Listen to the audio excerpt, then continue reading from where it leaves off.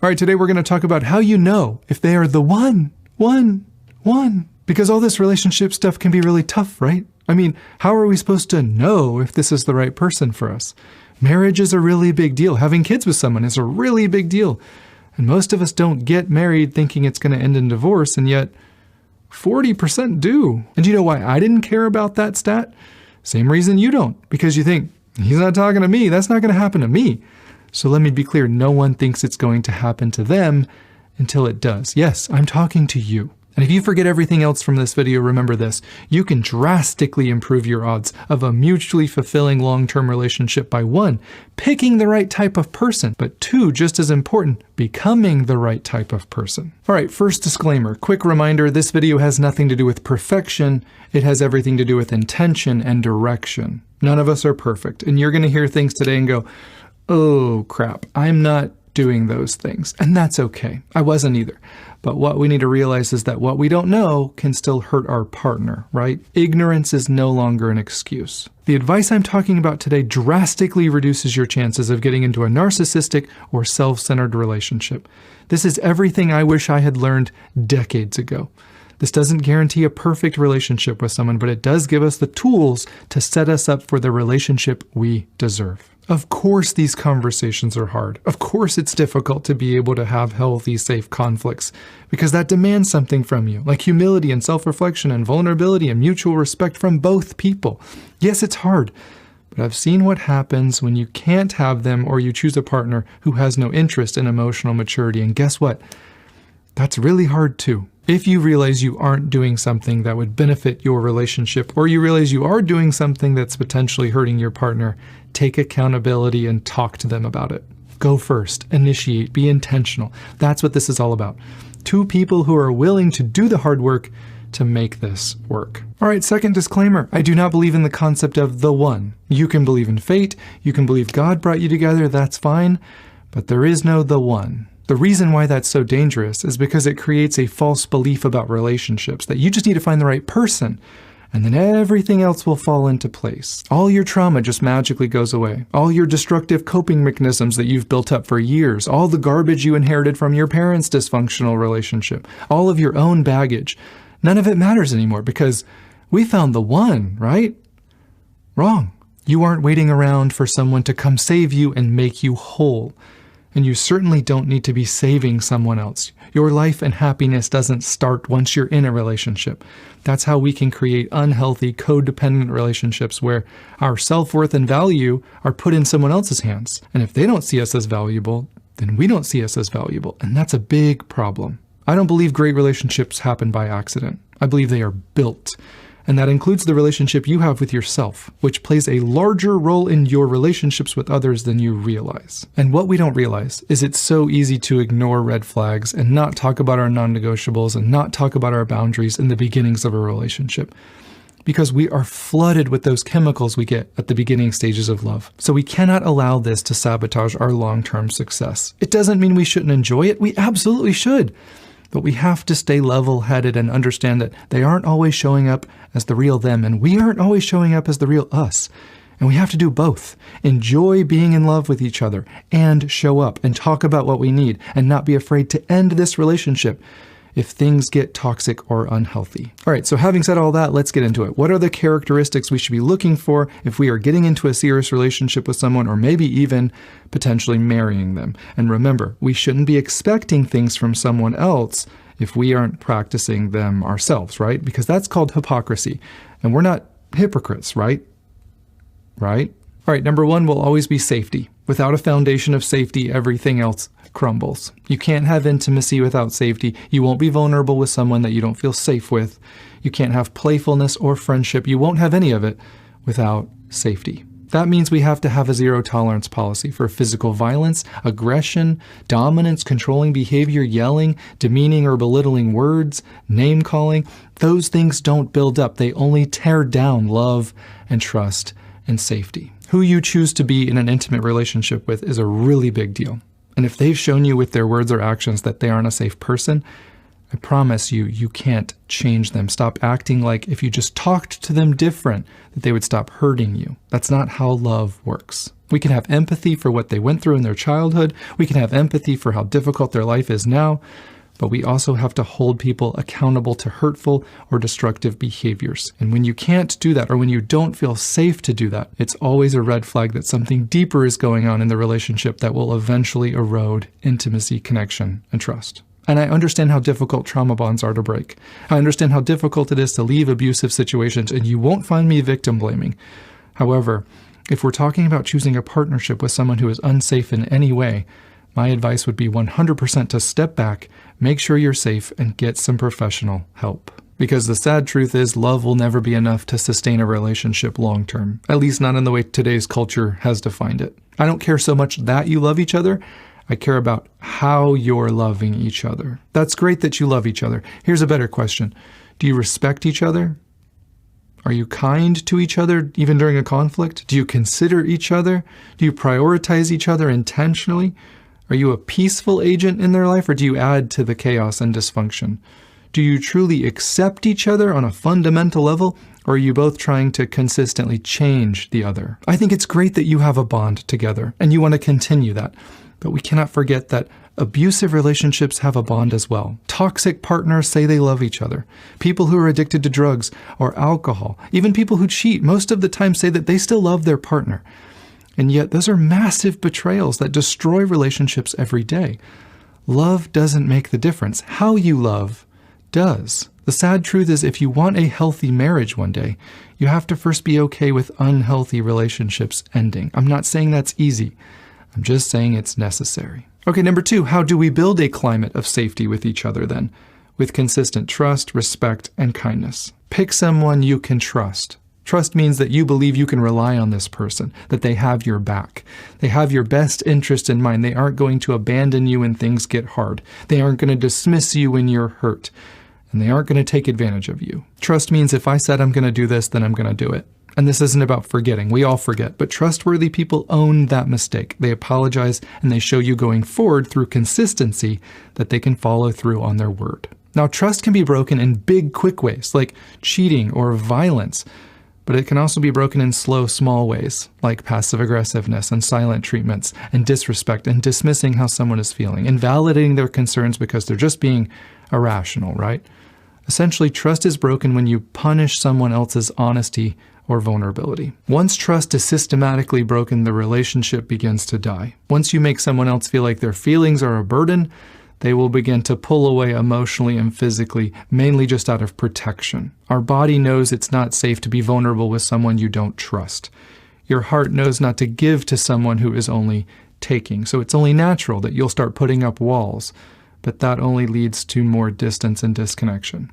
The way we prevent this is by checking in with each other, which we'll talk about a little bit later. So pick someone who you respect and who respects you. I know someone respects me because they want to know my boundaries. They want to know where my lines are. They want to know what I'm comfortable with and what I'm not. Pick someone who doesn't ever rush you sexually, because someone who loves you wouldn't want you doing anything that you're not actually comfortable with. When we respect someone, we hold them in high regard. We treat them like they're important to us. We study them. We learn about them. We pay attention. We care about what helps them to feel loved and valued and what leads them to feeling neglected. When we respect someone, we don't talk down to them. We don't interrupt them. We don't dismiss their perspective. We value them, and we show it with our words. We appreciate them. We look for ways to compliment them. Be that type of partner and find a partner who does that for you. And when two people actually do this, like I said, not perfectly, just intentionally, they can create a beautiful, fulfilling relationship together. But when one person doesn't care about any of this, the relationship always fails. These aren't add-ons if we're lucky to have them. They're essential. They are how love is demonstrated. Next, pick someone who is kind. Kindness and warmth are vital. Spend enough time with someone that you can see that they are consistently kind, especially to strangers and people who can't do anything for them. One of my huge non-negotiables for both of you is that you're practicing selflessness together. Selflessness doesn't mean being walked on. Selflessness doesn't have to lead to you being taken advantage of. It can absolutely coexist right alongside healthy boundaries. It simply means taking the focus off of us and learning how our partner feels safe or loved or respected and intentionally doing those things. It's that simple. Now, is that hard? Absolutely it is. It takes a ton of mental effort and sacrifice and intentionality. And yet it's exactly what tends to make the difference in relationships that go the distance and are fulfilling versus ones that don't. If you're a natural giver, make sure you find other givers to love. It's okay if they aren't as much of a giver as you are. That's a whole different situation than being with someone you believe is primarily a taker. Relationship expert Dr. John Gottman studied thousands of relationships, and he concluded that one of the greatest predictors of divorce is something that we all completely forget about and get complacent about in our relationships. Do you know what it is? Admiration and bids for connection. Couples that didn't make it rarely admired each other mutually and looked for ways to connect with each other. This is what makes all the difference. Now, bids for connection means that we are on the lookout for ways our partner is trying to connect with us, because this happens more than we realize. Sometimes it happens subconsciously, but as humans, we are wired for connection. And so often our partner is being vulnerable or inviting us to be playful or extending an opportunity for connection. And if we aren't paying attention, we miss it. Rarely does your partner go, "Hey, I'm trying to connect with you." Instead, she says, "Oh my gosh, you have to hear about my day today." But you don't even look up from your phone. Or he tries to kiss you later, but you're still mad that he ignored you when you were trying to tell your story. So you pull away. Now you both feel rejected, but no one has the self-reflection or courage or safety to be vulnerable and talk about what happened and how they're feeling. Do you see how this cycle can destroy relationships over time? One of my favorite Gottman quotes is, "Marriages die in the conversations that never happen." And your argument might be, "Well, she needs to be more direct. I can't read her mind." Okay, but let's go down that path. What if she did? What if she told you, "I don't feel connected to you lately," or "I feel neglected," or "I feel really upset about earlier," or "This is what I need to feel loved"? Are you telling me that you could handle that and validate those feelings and be a safe place for her to share that information without getting defensive or shutting down or making excuses and justifying your behavior? Because so often that's not the case. All right, number 3, find someone who is honest and has personal integrity. Now, I know that's really hard to do because even dishonest people seem honest in the beginning, but if you give them enough time, if you hold out and try not to get too attached too quickly, people usually show you who they truly are. So just do your best and trust your intuition. Find someone who is able to be honest with you about how they're feeling and what they need. Find someone who is honest about their struggles and insecurities and mistakes. Because what I discovered in myself is those things required some self-reflection, right? I didn't know what I needed. I didn't know how I was feeling. I couldn't communicate those things because I wasn't really aware of them myself. So find someone who is at least open to learning about emotional awareness and being reflective enough to actually be honest with you. That's something we don't put enough weight on in our relationships, but the truth is it takes a lot of courage and vulnerability to actually be honest, and we should be encouraging that. And I'm not talking about yelling at someone and being disrespectful and then saying, "Hey, I was just being honest." No, that's not being kind or vulnerable. That's making excuses for your toxic behavior. What we need to do instead is take ownership of our feelings instead of blaming someone else. We can still be angry, but we shouldn't come at someone with a critical tone or escalating things by saying, "You always do this, you never do that, you're so selfish." Let's stop being surprised a conversation doesn't end healthy when we didn't do anything to start it healthy. And to me, being someone that has integrity means I'm not keeping secrets from you. It means I can take personal accountability when I mess up. I don't just play the victim. I don't just blame someone else for my own shortcomings or mistakes.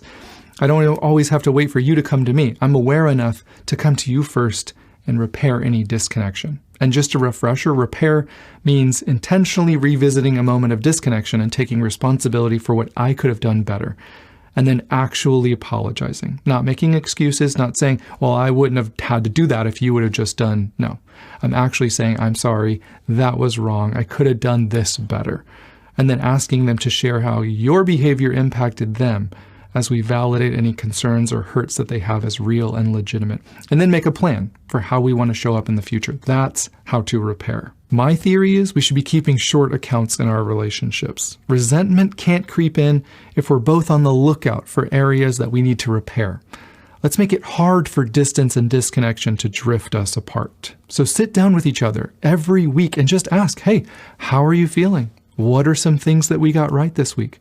Tell me about some times you felt prioritized and loved. What are some things I could get better at? Tell me a moment where you might have felt unappreciated or dismissed." Can you imagine the relationship that would be possible if both people cared about each other's hearts like that? If both people actually put their egos and pride aside and could be open and safe and vulnerable with each other? resentment and distance wouldn't stand a chance. The problem isn't knowing this information. We all know that this would probably make relationships better. The problem is, how many couples are there where both of them actually are willing to do this? My fear is it's too few. Number 4, pick someone who you have shared values with. Compatibility still matters a lot. And yes, you can still make it work with some people, but don't let love blind you to things that are actually really important to you down the road. You need to get on the same page about a lot of things: religion, politics, sex, money, kids, in-laws, hobbies, alcohol, drugs, expectations of who's going to work and who's going to be in charge of what when it comes to the mutual chores. Do you know how many fights are about those things? All of them. We think all this stuff sounds so silly. I mean, we're in love. We don't need to think about or talk about this stuff, right? Except this is what leads to divorce or people breaking up.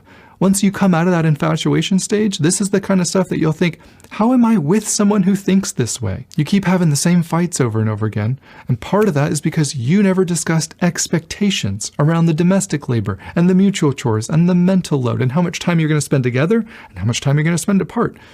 Because you either thought it was unnecessary or you were worried it would cause a conflict. But you didn't prevent the fight.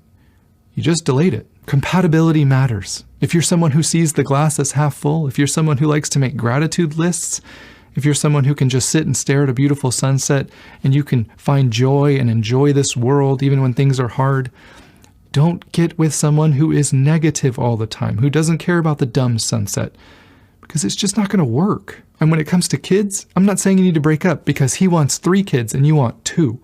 But so often he wants no kids and you want kids. And you think things will just work themselves out or he'll come around once you're married. And that happens sometimes, but not most times. Most times, if he eventually does come around and has a kid with you to appease you, guess what the new argument will be? Why aren't you helping me? Why do I have to do everything by myself? And he'll say, this was your idea. I told you. I didn't want kids. I wanted my free time.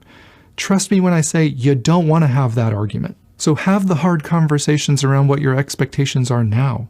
If you view pornography as cheating, you need to be expressing that.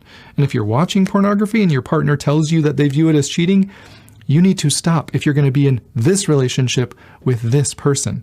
Continuing to do something that you know hurts them violates the honesty and integrity we talked about earlier.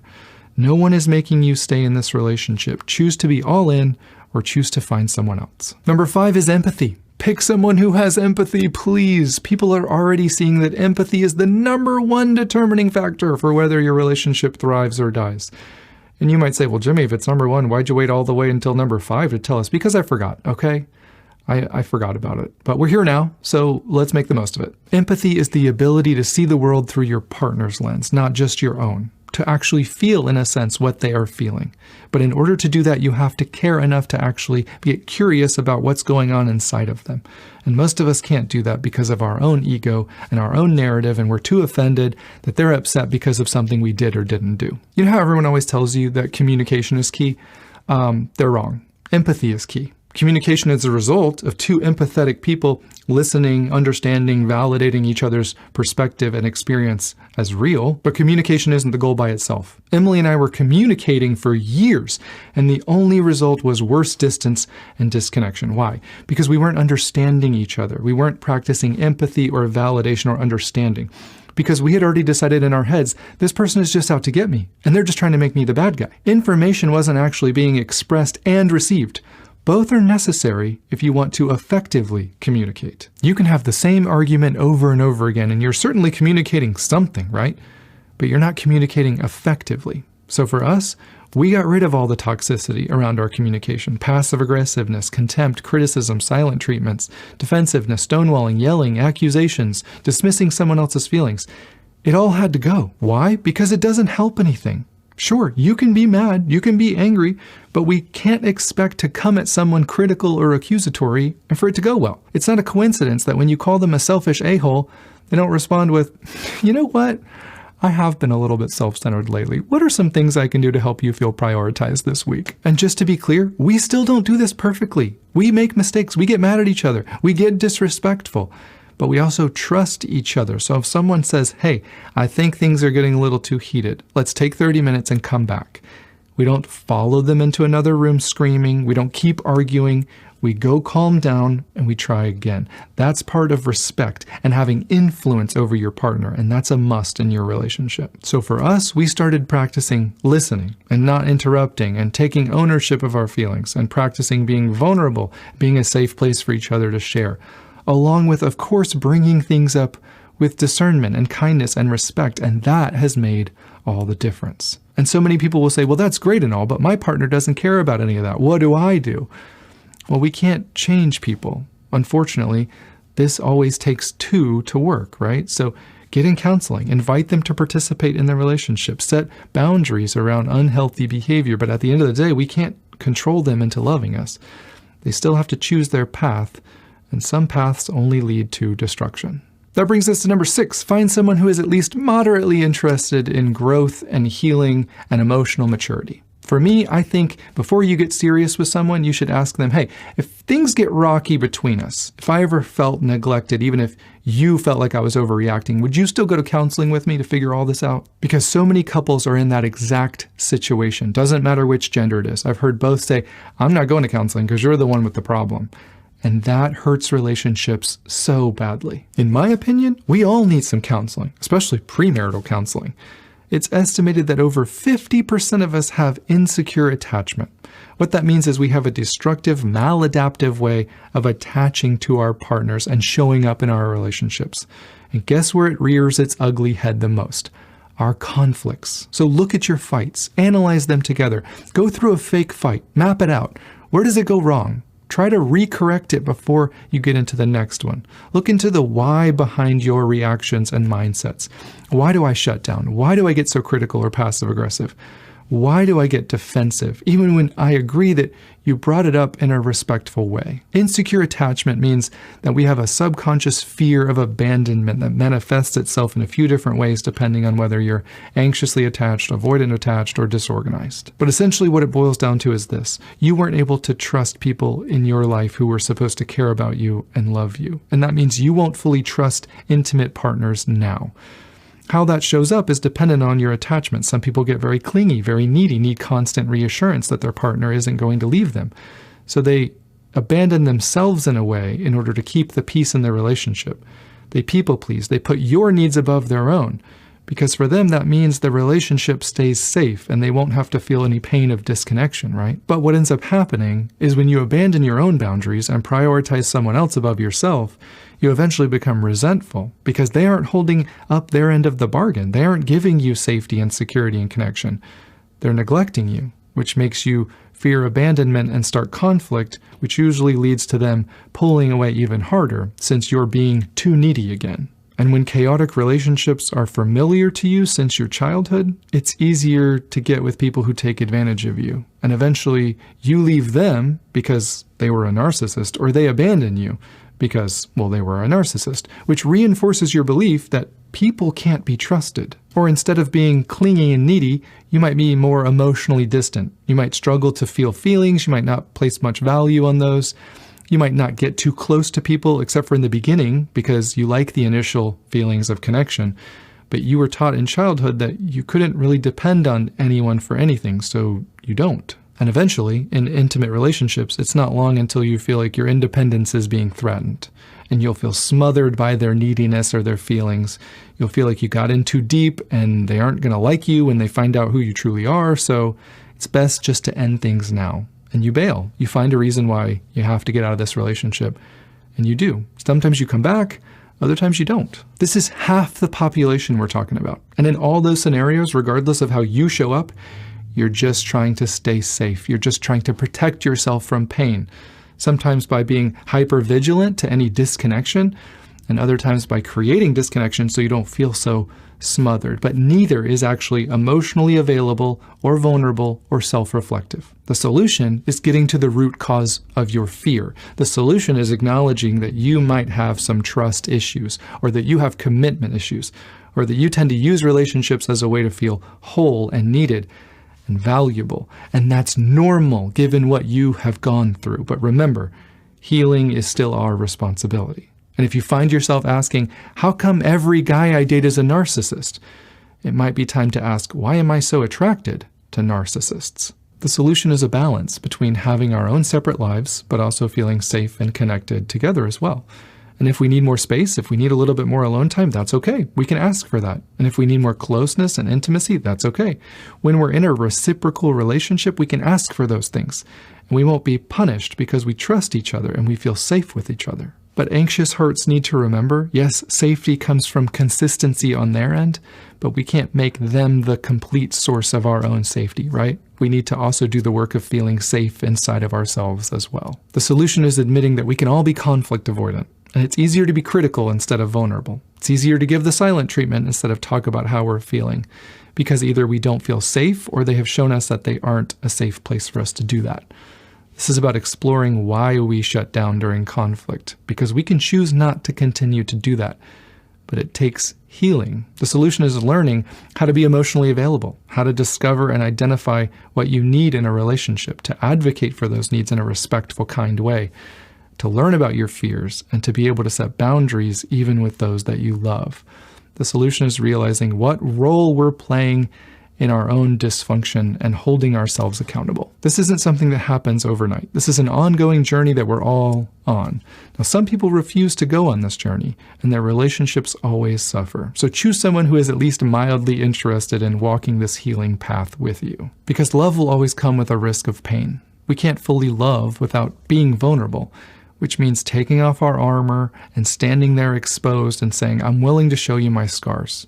I'm willing to open up. I'm willing to take this risk with you knowing I might be hurt. My advice, if you truly care about each other, if you truly want to make a lifelong commitment to each other, when someone is willing to take their armor off for you, learn about why they had to put it on in the first place and show them they don't need the armor with you because you're safe and gentle and trustworthy. Number 7, choose someone who is your friend. Now, I have to be honest a little bit. It makes me throw open my mouth a little bit when two people are like, oh, my partner is my best friend. But they're right. When I think of a great relationship, I think of a great friendship. Everything I've talked about today, safety, trust, respect, playfulness, empathy, that's a great friendship, right? Friends care about each other. They're kind to each other intentionally. They protect the friendship subconsciously because they don't want stupid things to drift it apart. Great friendships don't have a power dynamic. There isn't a giver and a taker, right? I mean, we might be friends with someone like that, but we would never describe that as a fulfilling friendship. Great friendships are resilient. They've been through some stuff together. They've seen each other at their worst, and they still say, I accept you. I love you. That's safety. Great friends can call you out on your crap, and you listen because you trust them. You know they have your best interest in mind, and you accept their influence, and it should be no different with your partner. In great friendships, it's not a competition. We celebrate each other's wins, and we grieve losses together as a team. We are each other's cheerleaders. In great friendships that actually have a foundation of trust and safety, we forgive each other. We extend grace. We start with the benefit of the doubt, and we say, hey, this is the story I'm giving this. Help me fill in the details. Because we believe this person didn't intend to hurt us. That doesn't mean that we're still not hurt. It just means we recognize it wasn't done maliciously, and we forgive. That doesn't mean we don't talk about it. Doesn't mean we suppress those feelings. Doesn't mean we don't set healthy boundaries. It just means we choose to forgive because we refuse to allow bitterness and resentment to take over our hearts and minds towards this person. And because we know we will eventually need forgiveness as well, right? Can you imagine a relationship with someone like that? Because it's possible, but it takes us becoming that person and then choosing someone who meets those values as well. Who you choose to be in a relationship with matters a lot, and who you choose to marry matters even more. This is your time to be selective. You get a choice of who you want to be in a committed relationship with. No one is forcing you. And I'm certainly not trying to give you anxiety about this choice. The goal isn't anxiety, it's just discernment. So many people feel trapped in a toxic relationship. They feel like they can't get out because they're financially stuck, or they feel like they've put so much into this relationship, it's hard to give up on it. But I'm just warning you. Pay attention to the warning signs. This is your life we're talking about. This is your future kids' lives. There is no benefit to marrying someone if you don't feel like this relationship is healthy. So often, our relationships with others are like a mirror showing us our relationship with ourselves. And so many of you are settling for toxic partners because that's what you experienced growing up. And no one has reminded you that you deserve so much more than the bare minimum. You don't deserve to be yelled at or disrespected or belittled or neglected. You don't deserve to be dominated or dismissed. Your voice matters, your needs matter just as much as theirs do. And this also isn't about certainty. Maybe you're considering marrying someone, but you're just not sure. That's okay. You don't have to be 100% sure. That's why I made this list. If you feel like they're checking boxes off these lists, if you feel like they show an interest and trust and respect and kindness, you don't need to be 100% sure. You'll never be 100% sure, and that's okay to feel nervous about such a big commitment. This isn't about someone meeting all your needs all the time. They aren't supposed to meet all of your needs. They're supposed to add value to your life and vice versa. They're supposed to be your friend and your lover and your safe partner. They're supposed to be trustworthy and respectful and kind. And those things aren't going above and beyond. Don't let culture fool you. This is how love is demonstrated. Pick someone who agrees with that definition, if you agree with it. Because I know that if two people are intentional, if you're both on guard against the normal things that cause couples to drift apart, if you're both attempting to be self-reflective and considerate and sacrificial when it comes to how we prioritize each other, you can do this. So schedule the check-ins with each other. Practice having the hard talks where you're learning how to listen and stay engaged and seek to understand each other's perspective. Learn about them. Get on the same page. Heal from any emotional baggage or trauma that you have. Practice having those respectful conflicts, and remember, you're on the same team. Act like it. Thank you so much for listening. I hope this was helpful in some way. Congratulations if anyone is engaged and watching this, and I'll see you in the next one.